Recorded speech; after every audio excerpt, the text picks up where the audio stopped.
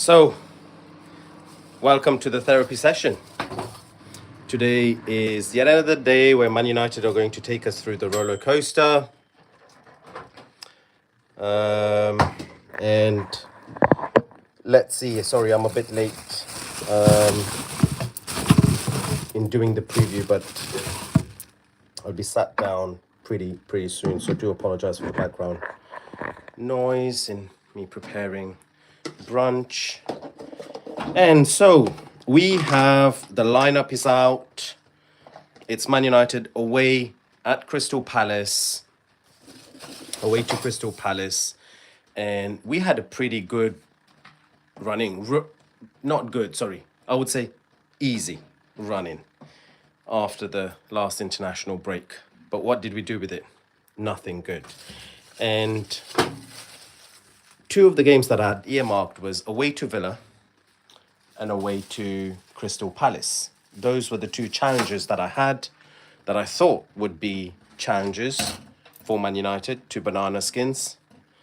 And the gimmies, i.e. against Everton at home, especially after they went down to 1-0, they didn't come in. So I dread to think what we were going to do against Crystal Palace.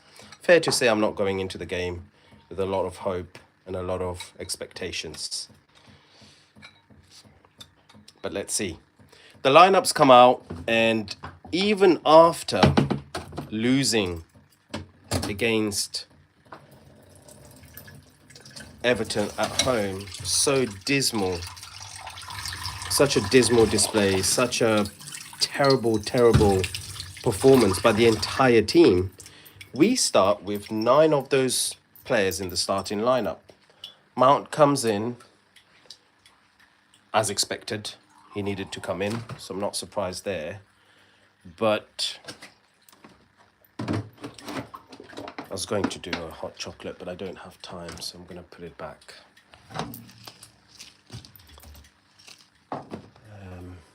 Just don't think talking about Man United we deserve. Can afford myself to have a hot chocolate.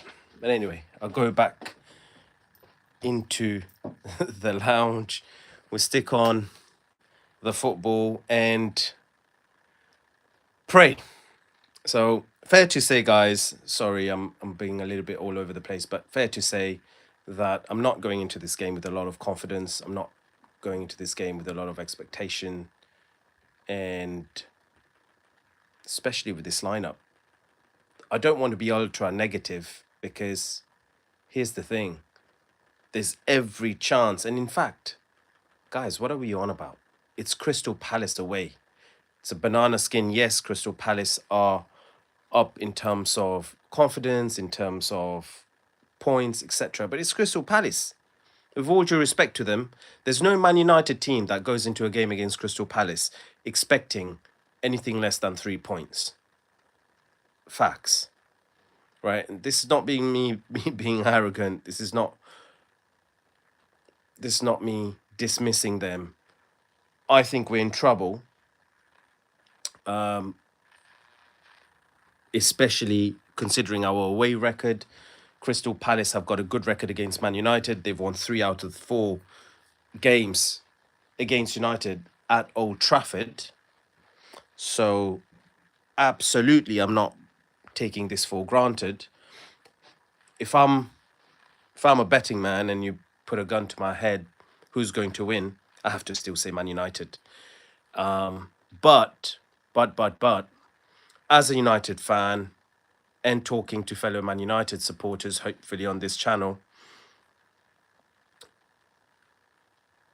what I'm asking is, where have we dropped as a team, as a fan base, as a club?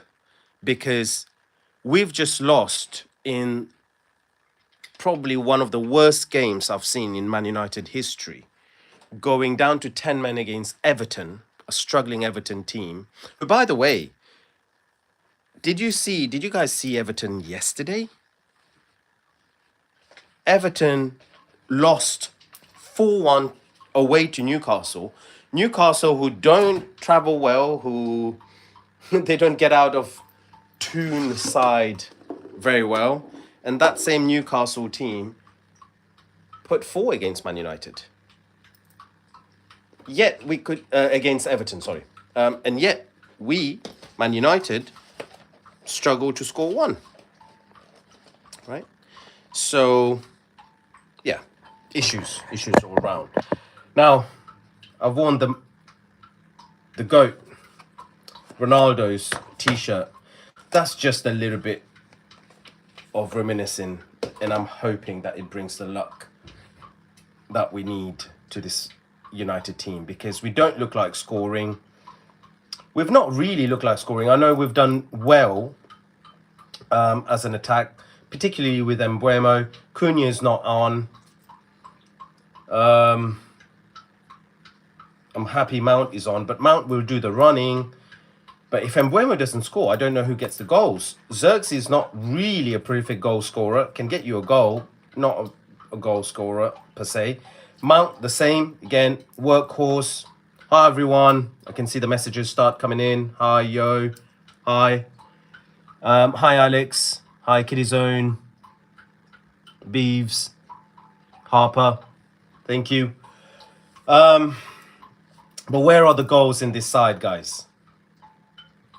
So I'm hoping Mr. Su, the GOAT, CR7 himself, is going to bless us somewhere in spirit. But if Mbeumo doesn't score, and the teams are knowing this, Everton pretty much man-marked Mbeumo. Kicked him all throughout. And he's got to start getting protection. So, we've got issues. Sorry guys, as I said, I've got some food coming up, so I'm going to be heating that up while the game starts. Apologies, I'm still very much with you and the game's still going on, but I'm a little bit late. Who blames me for not looking forward to Man United games anymore, to not preparing an hour early and a couple of hours early? Anyway, back to the point. Where are the goals going to come? Mbeumo, I hope he's fit. I hope he's raring and he manages to shake off the opposition. Crystal Palace are going to be hard. They're going to, you know, they're very physical. Mbeumo, that's his old derby. Crystal Palace, Brentford. So yeah, it's going to be tough. Xerxes, I thought he battled well. He got involved. But that was his first match back against Everton. I hope today I'm glad to see him still playing at the top. I'm not expecting anything, but I'm hopeful that he will do something for us. And I expect Mason Mount, who again, a Londoner, former Chelsea boy. I hope that he comes good and he also does the business. But I want to talk to you guys about a huge issue. All of these are major issues, but the biggest issue, and I think Amorim has to hang his hat on that, is the donut system at Man United, i.e. that midfield. Casemiro, Bruno.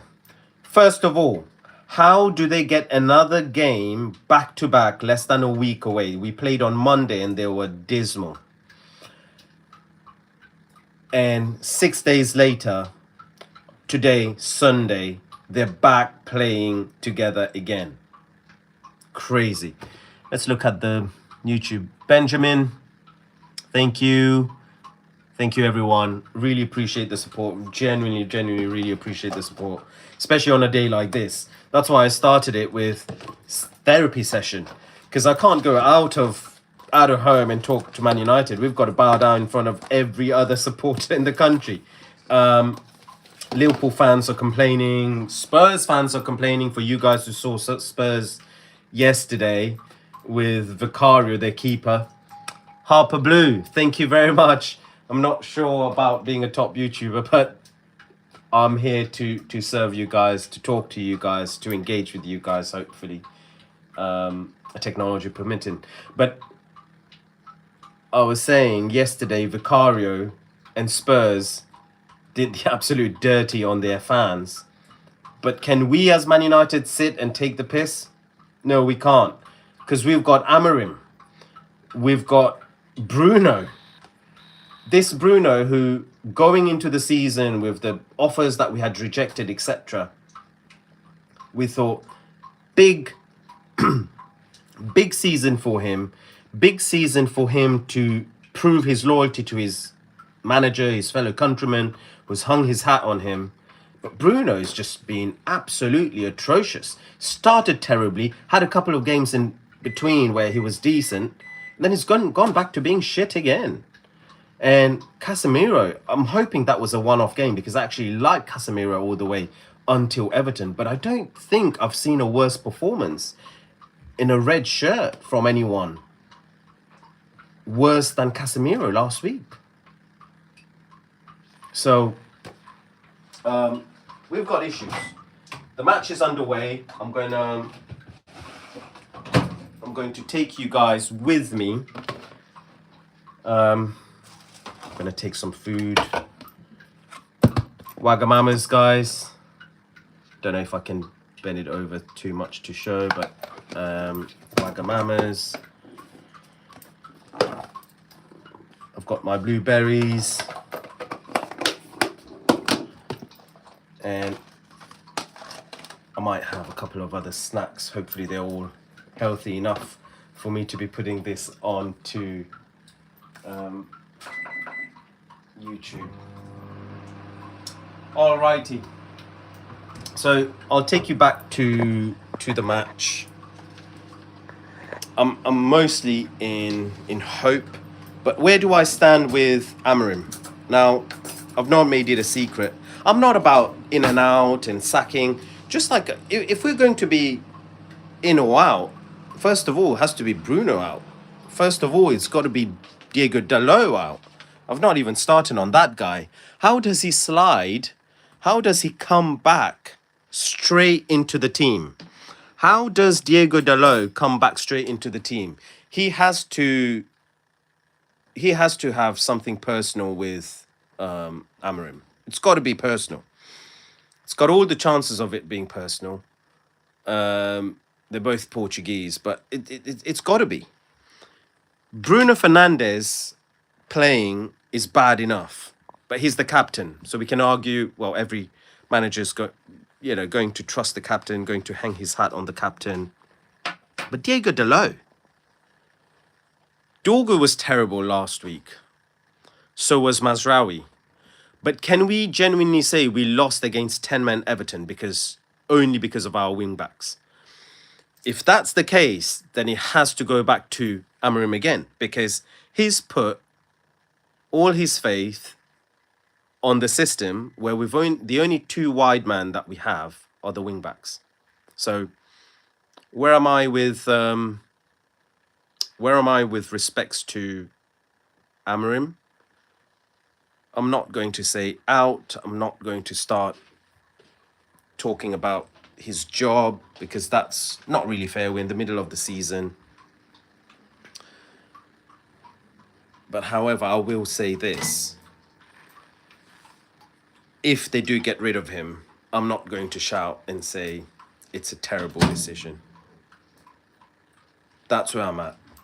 Last week, for me, in my opinion, was the final straw when it comes towards backing him. Now, I'll always support the team. I'll always be behind. I'll always hope for the best.